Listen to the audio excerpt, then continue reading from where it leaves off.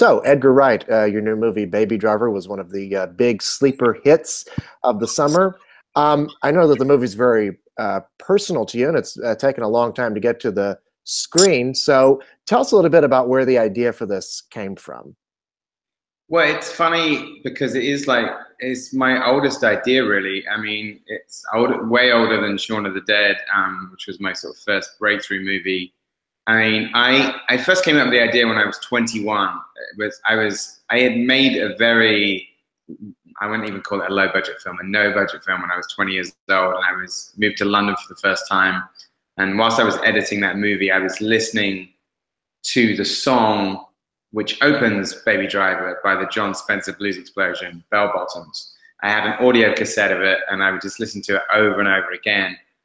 And I think just the association between music and images is always something that's very strong for me.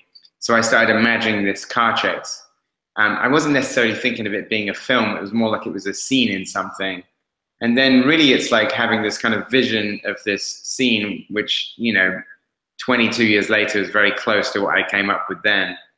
But over the years, it was like thinking of the idea that went with that. And it eventually became the idea of the getaway driver actually putting the song on himself. And then the idea that like the getaway driver being young, and the idea that the getaway driver can't exist in life without the right kind of music playing. And it was something that just started to develop, and it just fed into like my own music and listening habits, and the way that like sort of I respond to music in life. And then also it kind of like later it like through reading that Oliver Sacks book, Musicophilia, that sort of unlocked some suppressed memories of having, tinnitus as a kid. And when I was reading that, and I remembered some sort of painful experiences that I had with my hearing when I was like 7 or 8, it all started to come together, and then, so it's been such a weird ride because the film's been my biggest box office success, and it's just ironic that it was actually with one of my oldest ideas that I've been sitting on for over 20 years. Well, how did it all come together to do it now after all these years? Well, what happened was I first kind of said aloud to my producers like 10 years ago. I had done this video in 2002, like 15 years ago. It was like a dry run for the film, and that video, there's a little clip of it in the movie, Blue Song by Mint Royale, which you can find on YouTube. But 10 years ago, I signed a 2-picture deal with Working Title, who I've done 4 of my 5 movies with. And Eric Fellner at the time, I pitched him Baby Driver in one line, and I said, oh, I have this idea for this movie called Baby Driver. It's like a musical car chase movie. And he goes, oh, I want to see that. So I started working on it 10 years ago, and ironically, the first person who worked on it with me in some form in terms of research was Stephen Price, who at that time was a music editor. He is now an Oscar-winning composer because he won the Oscar for Gravity for only his 2nd score, which is incredible. But back then, 10 years ago, he was a music editor, and he helped me break down the songs. So before I started writing, I wanted to break down like 10 of the big set pieces. So that process of writing, probably, I started in 2007, then I did another movie, then I came back to it in 2010. I finished the script in 2011, then I did another movie, and then finally, then by this time I had the first draft, and a lot of people close to me, like Eric Fellner and Naira Park, all like felt that it was something that I should, that it could be really good. And I always felt very strongly about it. It was a passion project. And another twist of sort of fate stroke irony is that, as you probably know, I was supposed to do like a big superhero movie, which should remain nameless. But but one of the weird things about that is I always thought in the back of my mind with that film, I thought, well, maybe if I do this big Marvel movie, I'll finally have the muscle to get Baby Driver made. And the irony is when I walked off that movie, like literally the day that happened, I got an email from like Eric Fellner saying, Baby Driver next, ? So at that point, the next day I started like working on Baby Driver full time to get it made, and that basically meant doing a new draft.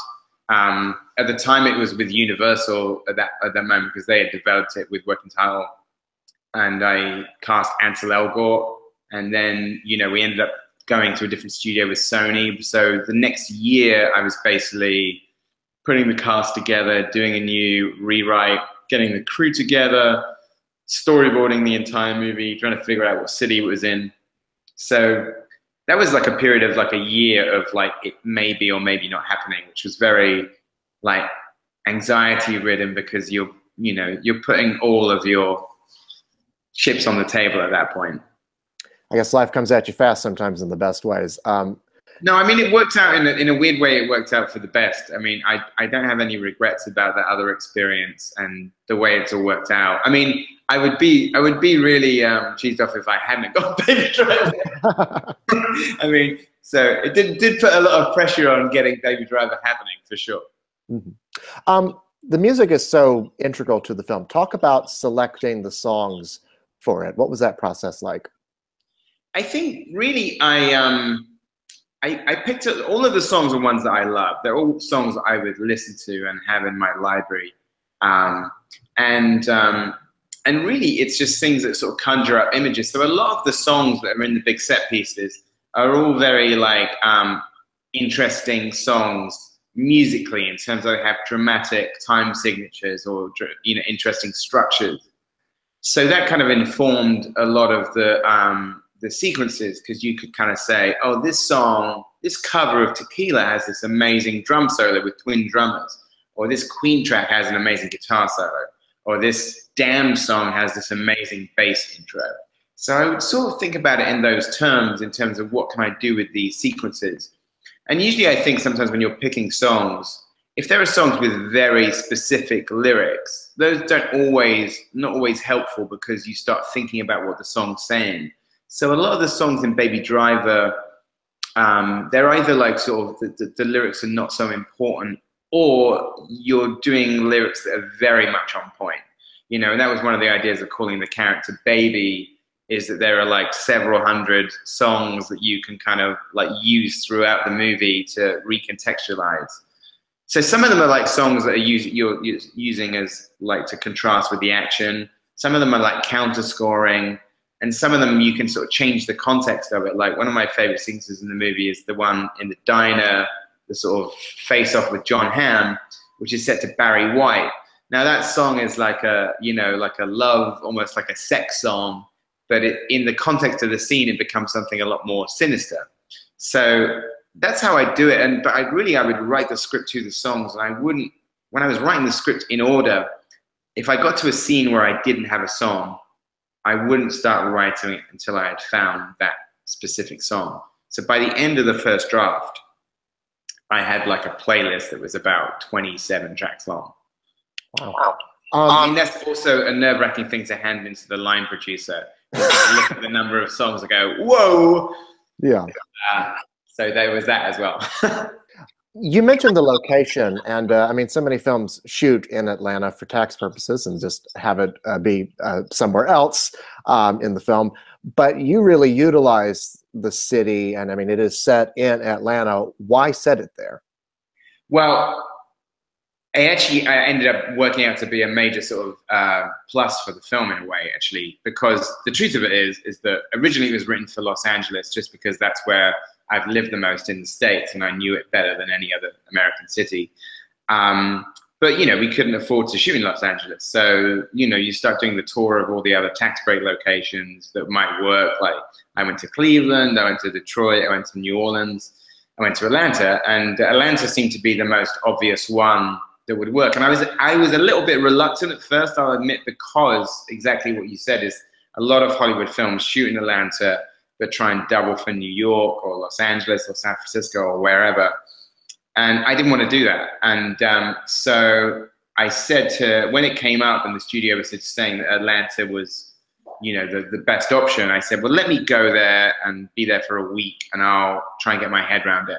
So I took my production designer there, I took a location manager, and very quickly just being there and actually going to places that weren't used in every other movie, and actually thinking about using the city for what it is, which is a very picturesque and interesting city that not enough kind of movies actually set it there. So I thought, this is great, actually, because it immediately then meant you could distinguish the movie from LA set heist movies like Heat, you know, Reservoir Dogs, The Driver, Drive, To Live and Die in LA. You know, by actually putting it in Atlanta, I kind of thought, well, the last like proper like car movie in Atlanta was Smokey and the Bandit. So, and even that was on the road down to sort of like, you know, Texas and back. So, so I actually, once I got my head around it, I actually thought it was a major plus for the movie, because Atlanta is a very like sort of music centric city, and it also is a big like, you know, car like city. I mean, it's not like LA where it's full of hybrids and electric cars. Like Atlanta, Georgia is still the home of like the gas guzzling muscle cars. So it seemed kind of appropriate. And even the kind of bank heists that are in the movie do still happen in Atlanta, Georgia. I mean, things that are very similar to the heists that in the script actually happen. There's a lot of really great action sequences, car chases in the movie. Talk about constructing and conceiving of some of those. Well, I mean, it's basically doing an action scene like that. It's like it's just an enormous jigsaw that is like the way of getting through it on the shoot is this like war of attrition where you're like constantly chipping away at this block of wood, and it just requires, like anything on these movies, just like an amazing team to pull it off. And really, like what I'd done, the good thing that we had actually that made it both more complicated and more simple to kind of see it was that we had the songs. So I would conceive if you ever read the screenplay, I think the screenplay is out there like as a for your consideration thing.